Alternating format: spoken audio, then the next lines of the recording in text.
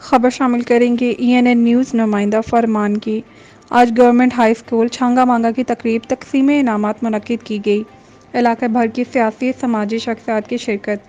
Head master جناب محمد علی تبسم کی government high school Changa مانگا کو رول ماڈل بنانے کا عزم۔